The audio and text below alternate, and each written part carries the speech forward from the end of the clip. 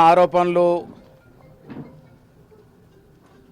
ఈడ vote bank అసలు లేక జీరో గ్రౌండ్ అని మేము తెలిసి అటెన్షన్ డైవర్ట్ చేయడానికి రకరకాల ఆరోపణలు చేస్తారు. ప్రతిపక్షాలు ఇది ఆనవాయితీగా మారింది. నిన్న గాంధీ భవన్లో మారుతూ అఖిల భారత బీజేపీ అధ్యక్షుడు 4 ప్రశ్నలు వేసిన. 8 మంది ఎంపీలు 2 మంత్రులు ఉన్నారు ఈ రాష్ట్రం నుంచి.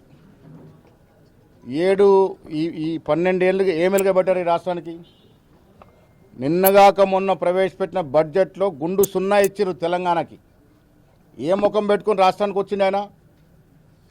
దీనికి జవాబు చెప్తాడా? దక్షిణాది రాష్ట్రాల మీద ఇంత వివక్ష ఎందుకు?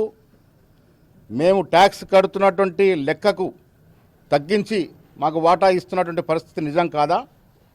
ఈ రాష్ట్రానికి ఏం ప్రాజెక్టు తీసుకొచ్చినారో ఓట్లాడుతారు మీరు బీజేపీ వాళ్ళు. విభజన హామీ చట్టంలో పొందుపరిచినటువంటి హామీల గురించి ఇంతవరకు ఊసే లేదు. మాట్లాడిన పరిస్థితి పాపాన పోలే. బండి సంజయ్ గారు